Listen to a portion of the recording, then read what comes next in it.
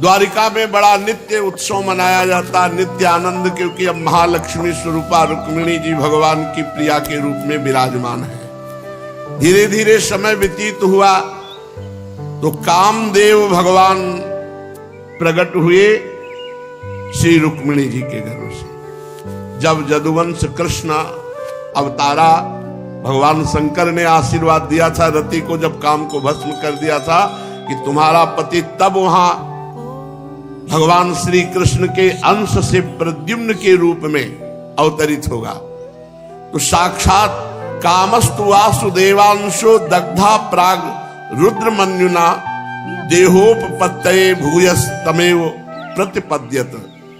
भगवान शंकर की क्रोधाग्नि से कामदेव भस्म हो गया था, आज उसको शरीर प्राप्त होने का अवसर मिला। वो भगवान श्री कृष्ण के अंश का आश्रय लेकर के कामदेव रुक्मिणी जी के गर्भ से प्रद्युम्न के रूप में प्रकट हुए। बड़ा सौंदर्य, बड़ा सौशील्य और बिल्कुल रूप भगवान श्री कृष्ण जैसा। उस सद्गुणों में भगवान श्री कृष्ण की समानता करने वाले प्रद्युम्न जी। बड़ा आनंद द्वारिकापुरी में 10 दिन हुए थे अभी प्रद्युम्न जी को प्रकट हुए कि संबरासुर वेश बदलकर सूतिका ग्रह से उनका अपहरण कर लिया। सूतिका ग्रह से 10वें दिन प्रद्युम्न जी का अपहरण कर लिया अवसर पाकर, क्योंकि उसको बताया गया था कि तुम्हारी मृत्यु भगवान श्री कृष्ण के प्रथम पुत्र से होगी जिसका नाम प्रद्युम्न है। तो बड़ा मायावी था वो। उसने भेष बदल करके सेवक का रूप रख करके अवसर मिलते ही सूतिका ग्रह से प्रद्युम्न जी का अपहरण कर लिया और 10 दिन के प्रद्युम्न जी को समुद्र में फेंक दिया, क्योंकि उसको पता था मेरी मृत्यु का कारण प्रद्युम्न जी है। समुद्र में जब प्रद्युम्न जी को फेंका तो भारी मत्स्य प्रद्युम्न जी को लील गया। ये सब तत्काल हुआ, जे भी फेंका तो मत्स्य लील गया और एक बहुत बड़े मछुआरे ने जाल डाला तो वो वही मत्स्य फंस के आ गया और जब वो वहां जाकर उसका पेट चीरा तो भगवान प्रद्युम्न जी। अब प्रद्युम्न जी देखो, लीला देखो, प्रद्युम्न जी को देख करके उसने सोचा कि संबरासुर को भेंट कर दे तो बड़ा प्रसन्न होगा। तो उसी रसोई में उस मत्स्य लाया गया था। रसोइये ने मत्स्य के पेट से बालक जो निकला उस अंबरासुर को कि ये हम बालक आपको भेंट करते हैं, उसकी बुद्धि काम नहीं की कि पूरी जानकारी करे, कहां से मत्स्य पकड़ा, कहां से कैसे, तो उसको अनुमान लग जाता कि हमने फेंका कहीं वही बालक तो नहीं। तो बुरी दशा आने के पहले बुद्धि बदली जाती है। एक मायावती नाम की दासी रहती थी संबरासुर के यहां और ये काम की पत्नी रति थी। उनको दे दिया कि तुम इसका पालन पोषण करो। रति इंतजार कर रही थी कि संबरासुर के यहां हमारे पतिदेव आएंगे, क्योंकि भगवान नारद जी ने सब कुछ बता दिया था। नारद जी एकांत में प्रकट हुए और रति से कहा, ये जो बालक है यही तुम्हारा पति कामदेव है। इस भगवान द्वारिकाधीश की पत्नी रुक्मिणी के गर्भ से जन्म हुआ। 10 दिन में ही संबरासुर ने अपहरण किया, समुद्र में फेंक दिया, मत्स्य ने ले लिया और मत्स्य के पेट से प्रकट हुए तुम्हारी गोद में आ गए। अब मायावती कोई साधारण तो थी नहीं, कामदेव की पत्नी रति थी। जिस दिन से भगवान शंकर के क्रोधाग्नि से कामदेव भस्म हुआ था उस दिन से आज शरीर मिला है कामदेव को, नहीं अनंग रहे। और ये जानकर कि हमारे पति संबरासुर के यहां जरूर आएंगे इसको मारने के लिए, वो बहुत काल से उनके यहां सेवकाई कर रही थी। जब नारद जी ने बताया यही कामदेव है जो तुम्हारी गोद में है, बहुत प्यार करने लगी। श्री कृष्ण कुमार भगवान प्रद्युम्न कुछ समय में ही नव किशोर अवस्था को प्राप्त हुए। ऐसा अद्भुत रूप लावण्य जो देखे वो मोहित हो जाए, सब प्रद्युम्न जी का रूप। और मोहित किस रूप में? श्रृंगार रूप में, काम रूप में, क्योंकि साक्षात कामदेव है। कमल दल के समान कोमल विशाल नेत्र, घुटनों तक लंबी लंबी बाहें, बड़ा ही सुंदर स्वरूप प्रद्युम्न जी का। जब वो हास्य करके देख देते तो कोई ऐसा नहीं था जो मोहित ना हो जाए। अब रति जैसे एक पत्नी अपने पति के साथ हास्य विनोद करती, ऐसे करने लगी, सेवा शुश्रूषा करती और अपने पति से श्रृंगार भाव की दृष्टि रखती। भगवान प्रद्युम्न जी ने कहा, देवी तुमने तो मां के समान मेरा पालन किया, मैं जब छोटा था तब से अभी तक देख रहा हूं, और अब देख रहा हूं कि तुम माता का भाव छोड़कर कामिनी का भाव कर रही हो, कौन हो तुम?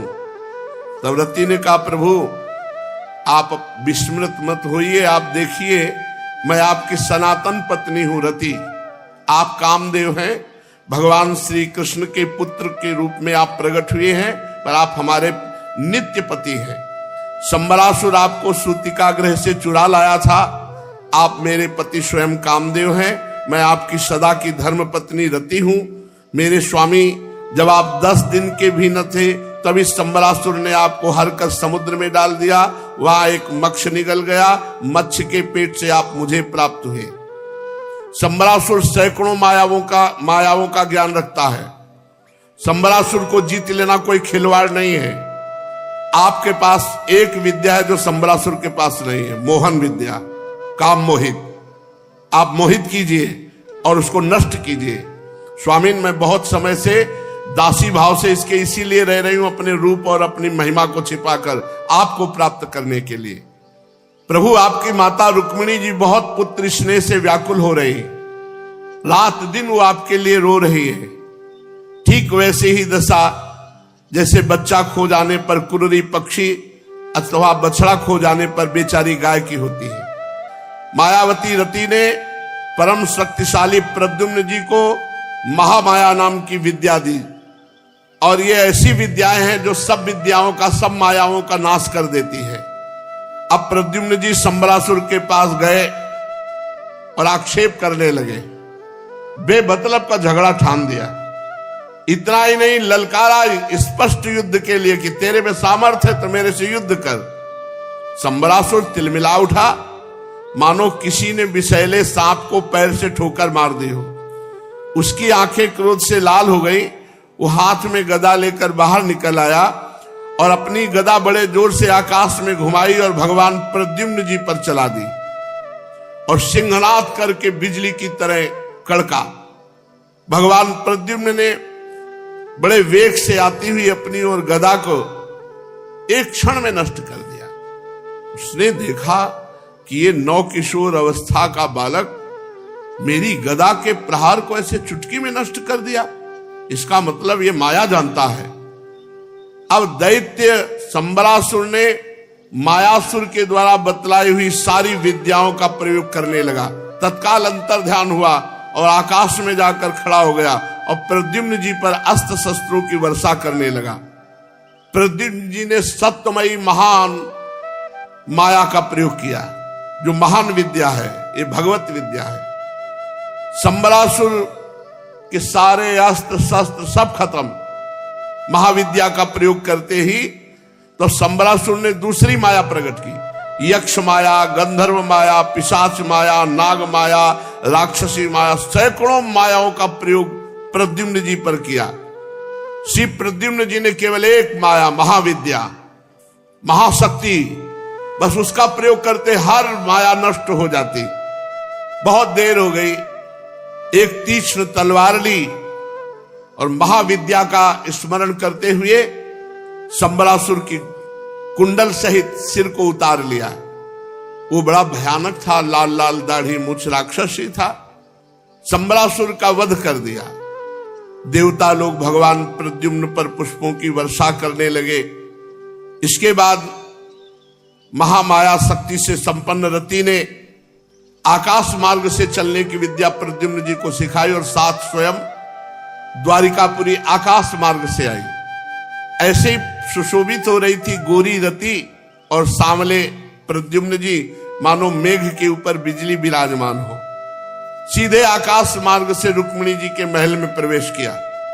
अंतापुर में प्रवेश करते ही भगवान का जैसा स्वरूप तो जितने लोग देखते सबको लगा भगवान श्री कृष्ण आ गए। वर्षाकालीन मेघ के समान श्याम वर्ण, रेशमी पीतांबर धारण किए, घुटनों तक लंबी भुजाएं, रत्नारे नेत्र, सुंदर मुख पर मंद मंद मुस्कान, घुंघराली अलकावली, जैसी भगवान की वैसे ही प्रद्युम्न जी की। सबने श्री कृष्ण समझकर वैसे ही आदर। फिर गौर से देखते तो श्रीवत्स और कौस्तुभ मणि नहीं, तो समझ जाते ये तो श्री कृष्ण नहीं, पर है कौन ऐसा जो श्री कृष्ण जैसा है। विस्मय में भर करके श्रेष्ठ दंपति के पास सब लोगों ने घेर लिया। रुक्मिणी जी इसी समय आ गई। रुक्मिणी जी ने जे ही देखा प्रद्युम्न जी को, ते ही आंसू चलने लगे। वक्षस्थल से वात्सल्य स्नेह की अधिकता से दुग्ध झरने लगा। रुक्मिणी जी ने सोचा ये क्यों ऐसा हो रहा है। इस पुरुष रत्न को देख करके मेरा मन ऐसे जैसे मेरा पुत्र हो, मेरे वक्षस्थल से वात्सल्य में दुग्ध झरने लगा। कौन होगी बड़भाग्नि जो इसको अपने गर्भ में धारण किए होगी। मेरा भी एक नन्हा सा शिशु था, न जाने कैसे सूतिकागृह से अपहरण हो गया। अगर वो होगा तो ऐसा ही होगा। पर मैं हैरान हूं कि हमारे प्रभु श्याम सुंदर की सी रूपरेखा, अंगों की गठन, चाल ढाल, मुस्कान, चितवन, बोलचाल, ये कहां से इसको प्राप्त हुई। जिस समय रुक्मिणी जी इस प्रकार सोच विचार कर रही थी, उसी समय पवित्र कीर्ति भगवान श्री कृष्ण अपने माता पिता देवकी वसुदेव के साथ रुक्मिणी जी के महल में पधारे। भगवान श्री कृष्ण सब कुछ जानते थे, परंतु वे कुछ न बोले, चुपचाप खड़े रहे। इतने में भगवान के मन की बात जानने वाले देवर्षि नारद जी पधारे। जे भी नारद जी पधारे, सबने सम्मान किया।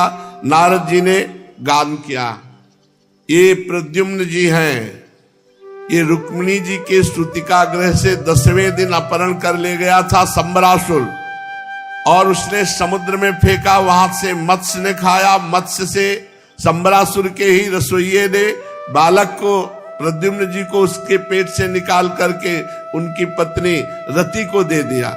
ये साक्षात कामदेव की पत्नी रति है और साक्षात कामदेव स्वरूप ये प्रद्युम्न जी। आप रुक्मिणी जी से कहा है आपके ही पुत्र है। रुक्मिणी जी इतनी आनंदित हुई मानो जैसे पुत्र मर गया हो फिर जीवित हो गया हो। देवकी जी, वसुदेव जी, भगवान श्री कृष्ण, बलराम, रुक्मिणी जी और सब कोई पूरे महल के लोग आनंदित हो गए श्री कामदेव स्वरूप प्रद्युम्न जी और उनकी पत्नी रति को देखकर। पूरे नगर में ये समाचार फैल गया कि जो 10 दिन के लगभग थे अपहरण हुआ था, वो आज प्रद्युम्न जी लौट आए। सब लोग कहने लगे हो कैसे सौभाग्य की बात है। परीक्षित, प्रद्युम्न जी का रूप रंग भगवान श्री कृष्ण से इतना मिलता जुलता था कि महल की स्त्रियां उन्हें देख करके कभी कभी यही समझ लेती थी कि भगवान श्री कृष्ण ही है। श्री निकेतन भगवान के प्रतिबिंब स्वरूप कामावतार भगवान प्रद्युम्न के दिख जाने पर ऐसा होना कोई आश्चर्य की बात नहीं है। परीक्षित, द्वारिका में एक सत्राजित रहते थे, उन्होंने भगवान श्री कृष्ण पर एक बार कलंक लगा दिया, झूठा कलंक, और फिर उस अपराध का मार्जन करने के लिए स्यमंतक मणि और अपनी पुत्री सत्यभामा को भगवान श्री कृष्ण को समर्पित किया। राजा परीक्षित ने पूछा, सत्राजित ने भगवान श्री कृष्ण का क्या अपराध किया, कौन सा झूठा कलंक लगाया, और ये स्यमंतक मणि कहां से मिली, और सत्यभामा जी को उन्होंने कैसे भगवान को समर्पित किया।